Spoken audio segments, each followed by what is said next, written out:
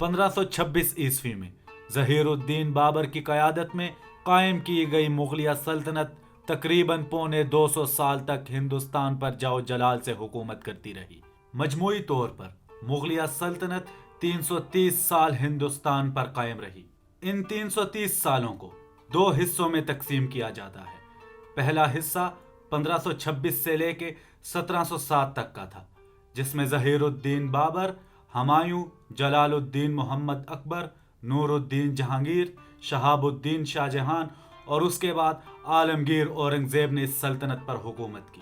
یہ وہ دور تھا جس دوران مغلیہ سلطنت نے کئی نشیب و فراز دیکھے، مگر اس کی سرحدوں اور اس کی طاقت میں مسلسل اضافہ ہوتا رہا۔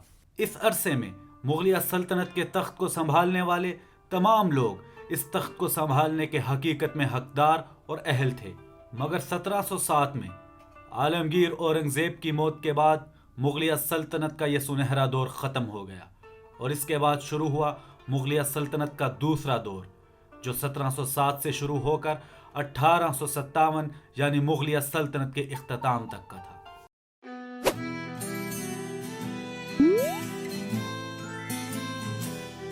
یہ وہ دور تھا جب مغلوں کی طاقت مسلسل کم ہوتی چلی جا رہی تھی۔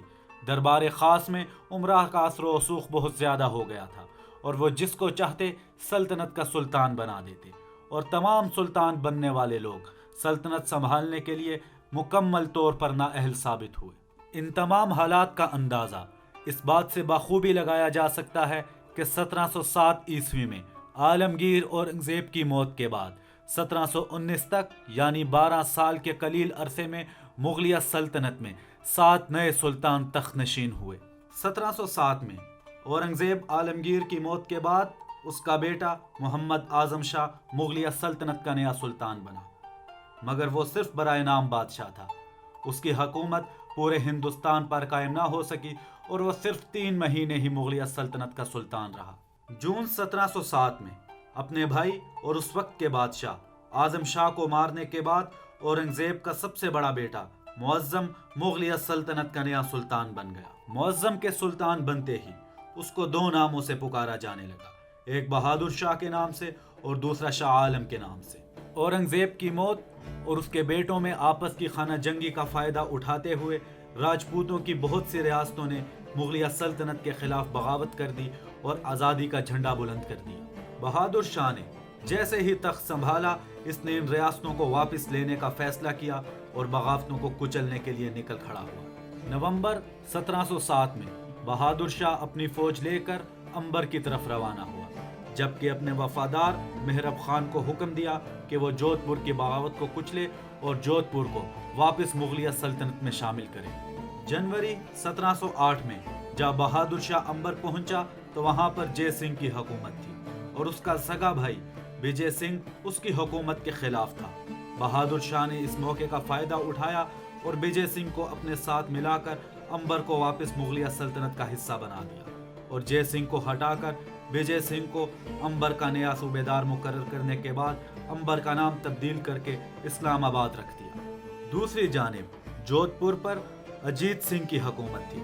مہرب خان نے فروری 1708 میں آسانی سے اجیت سنگھ کو شکست دی اور جودھ پور کو دوبارہ مغلیہ سلطنت میں شامل کر دیا۔ سسودی خاندان کے امر سنگھ دوئم نے ادے پور کی ریاست میں اپنی حکومت قائم کر رکھی تھی۔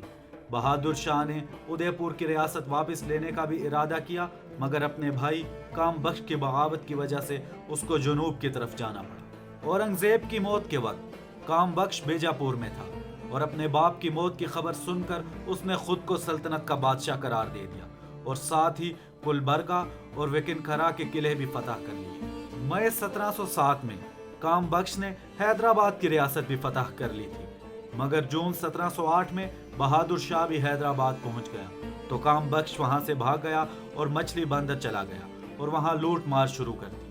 کام بخش کے فرار ہونے کی خبر سن کر اس کے فتح کیے گئے علاقوں میں اس کے خلاف اعلان بغاوت ہو گیا۔ کام بخش نے لوٹی ہوئی دولت سے ایک نئی فوج تیار کی اور جنوری 1709 میں اپنے بھائی بہادر شاہ کی فوج سے جنگ کی۔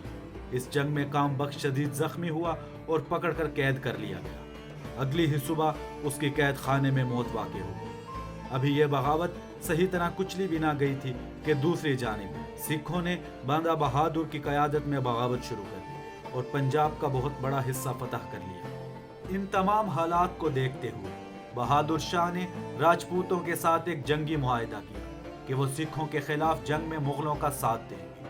اکتوبر 1711 میں بہادر شاہ نے سدارا پر حملہ کر دیا، لیکن بندہ بہادر اس حملے سے بچ نکلا، جس کے بعد وہ بہادر شاہ کے ہاتھ نہ لگا۔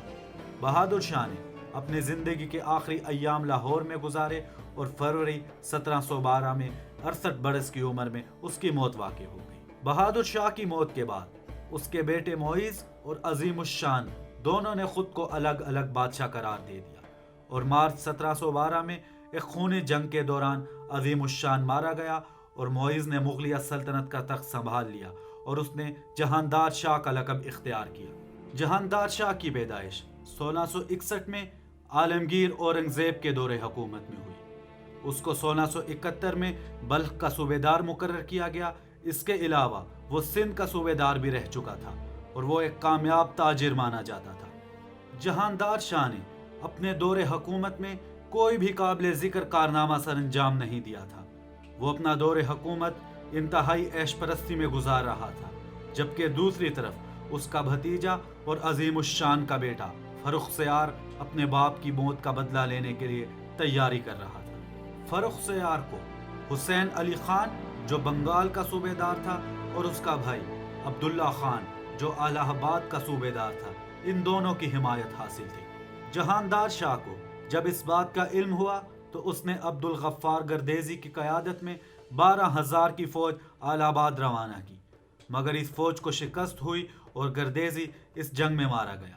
اس شکست کے بعد جہاندار شاہ نے احسن خان کی قیادت میں ایک اور فوج الہ آباد روانہ کی، مگر کوئی فائدہ نہ ہوا۔ احسن خان کی فوج کو بھی فرخ سیار کی فوج سے ایک شکست کھانی پڑی، جس کے بعد جہاندار شاہ نے خود فرخ سیار کا سامنا کرنے کا فیصلہ کیا۔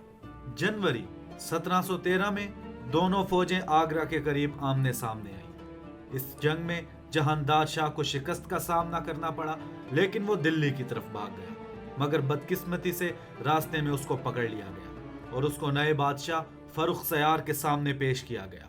جہاندار شاہ کو قید کر لیا گیا اور ٹھیک 1 مہینے بعد فروری 1713 میں قاتلوں کو بھیج کر اس کا گلا گھونٹ کر اس کو مار دیا گیا۔ جہاندار شاہ کی موت کے بعد بھی فرخ سیار کی آتش انتقام ٹھنڈی نہ ہو سکی اور اس نے جہاندار شاہ کے جسد خاکی کے ٹکڑے کرنے کا حکم دے دیا۔ ان ٹکڑوں کو 2 ہاتھیوں پر باندھ کر دلی کی گلیوں میں گھمایا گیا۔ موت کے وقت جہاندار شاہ کی عمر 51 برس تھی اور وہ صرف 11 مہینے ہی مغلیہ سلطنت پر حکومت کر سکا۔